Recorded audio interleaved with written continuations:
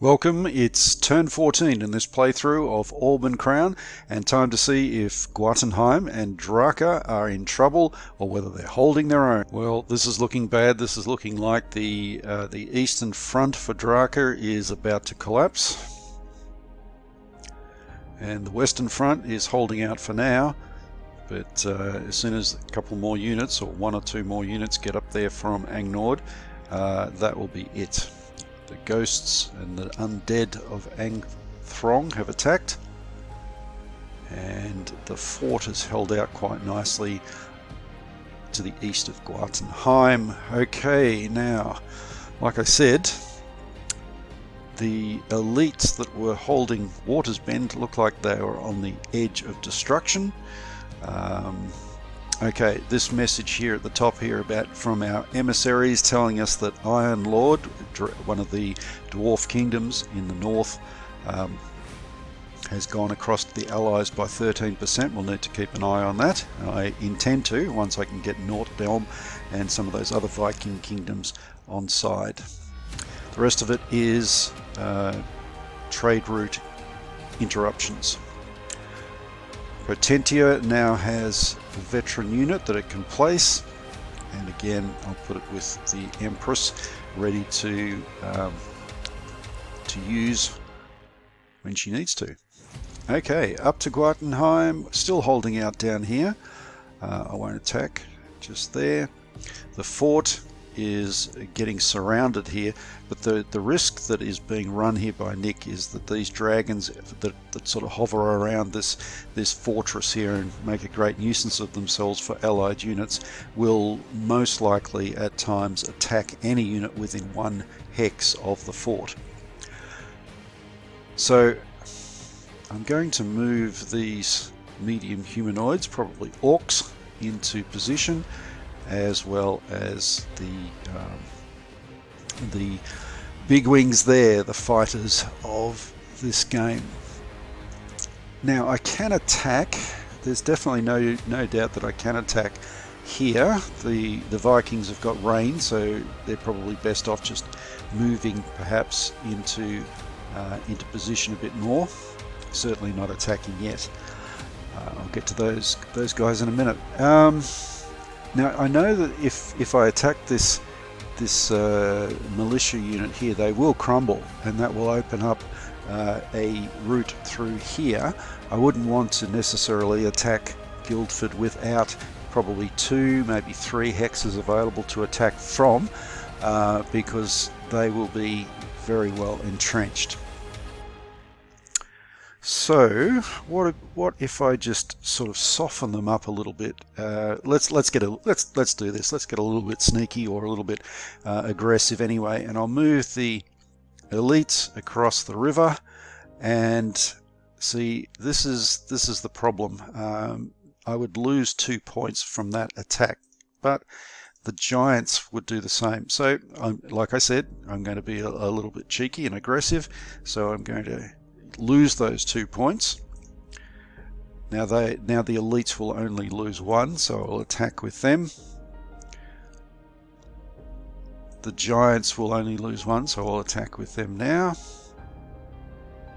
And they will only lose 1 as well. Now what can these guys do? Right, so the fanatics here can take out 2 points. Let's do that. We lose the fanatics, of course, but that's alright.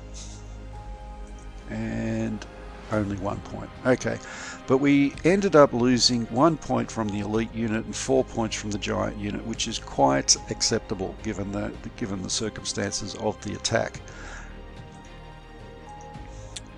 I can move these guys in just to, only 1 point, but that's all right. You saw how the goblin unit evaded damage. That's a trait of the goblin units. They have a percentage evasion of any attack that they make, the retaliation. Alright, up to Draka. Now let's have a look. I can put this up to 8. That's probably enough, I think. So I'll reinforce them up to 8 points. It's not great, but it's better than nothing. And these elite units over here need to be dealt with, Draco will attack and destroy them.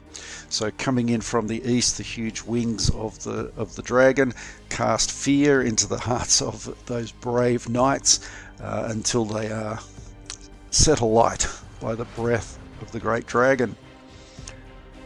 Now I'm going to move the sappers up to build a fort that will have these two sides covered.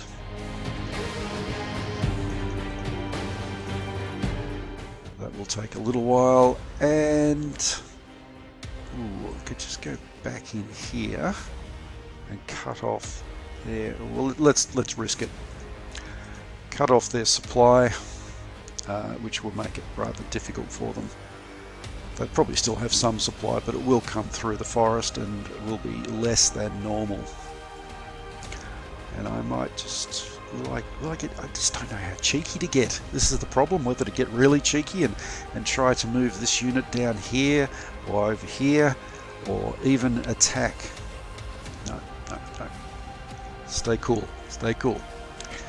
Alright, so that is Guatenheim. They've got 210 gold pieces remaining. First thing is to check their diplomacy. And Transmorodonia hasn't moved very much. They've got no chits left that they can put into diplomacy.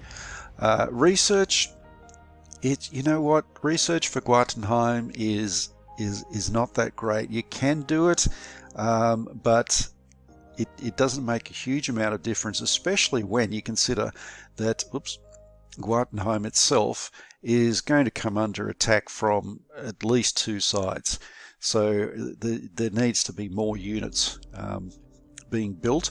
The other thing to consider from Guatenheim's point of view is once they have 5 medium humanoid units somewhere, once they've got 5 of them, there are 2 humanoid tribes over here that will offer to join them. So the Orcs of Zul'Rak are one, and the Goblins of Kurturga are another. So if I can get 5 units of medium humanoids through here, I've got 2 at the moment, then that will help build alliances. So I'm going to hold on to those 200 gold pieces, 210. The Vikings have got 226. Now, as I said, I don't anticipate attacking, but I do want to make sure that I've always got maximum chits invested in diplomacy, and I have. Norddelm, you can see it's got an automatic mobilization of a few percent, and will increase up to 90%, but I wanted to increase that quicker, being a little bit impatient. And I'll move the fleets back closer in to the Trondheim port. If they increase their level, that can be done in the port. 226. I think I will put another 200 into research, and 226 charges is okay, but they don't have a lot of cavalry units. But the ones that I'm going to put into ranged weapons, because that's an automatic upgrade and is quite useful. And there's another 100 left over. I think I'll just keep a hold of that. There's nothing that really needs to be invested in quite yet. Over to Andania.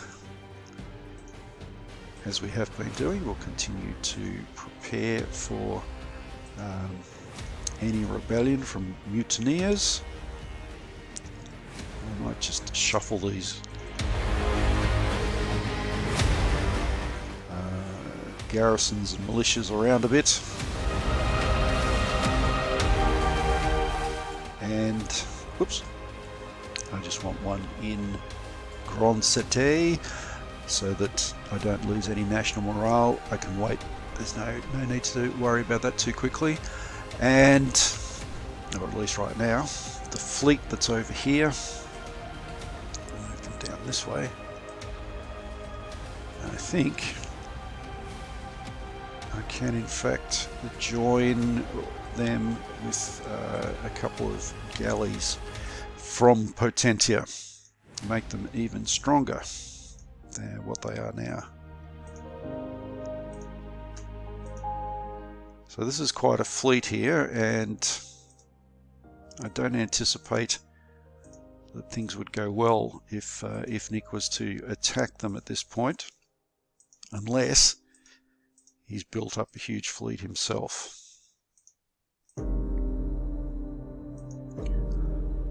And these guys these are quite useful. These undersea units are effectively subs, so these submarines can hover around. That doesn't make any sense, does it? They can float around under the water and be quite a nuisance and pop up where they're least expected. So if I put them over here, for example, anything that's coming from up here has a good likelihood of running into them. 393 gold pieces is enough. No, I don't need any more elites.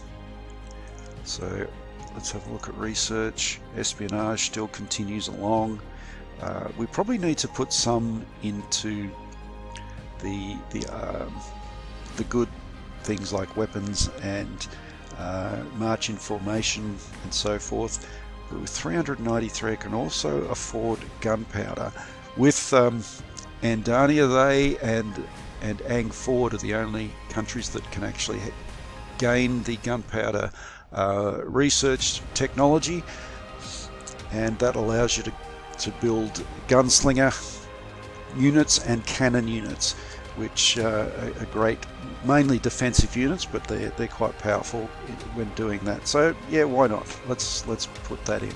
That leaves 193, and I will check diplomacy for these guys, and they don't have any chits that they can put anywhere either. So we're still waiting on diplomacy to move a bit. Over to Potentia with its 260 points. I'll check diplomacy first. And yeah, Nova Spes seems to be moving quite well. And Transorum, put that in there as well. 210 I'll put in for some research. Armor, weapons, march in formation, leadership. They've got one level of leadership already. Charge, invasion. That's right, I said I was going to get it, didn't I? So there we go, invasion. All invasion does is it's like war in Europe, just increases your transport build limit and your long range transport build limit, which means that you can project your power overseas a lot better, a lot easier. And last is the Golden Khanate. We got 200, exactly 200. Well, I'm the sort of person that always uses as much of this gold as possible without being too ridiculous. So we've got charge, march in formation, and I'm going to go with weapons. Just enough to purchase that. And we're building this this force up.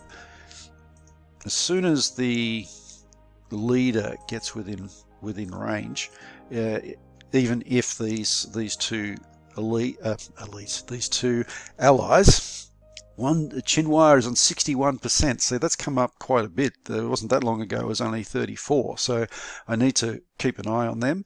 And Sanai is still on 10%, so it's quite possible that Nick is only putting his diplomacy into Qinghua and trying to get them to mobilize before I can attack them. Well, I don't think that's going to happen, but who knows. All right, scroll out and have a look. Move the fleets there. And that's about it. Now you'll see that the length of the videos will increase as the number of units and the number of options increases. So this one's up to 15 minutes. So I'll end the turn at this point.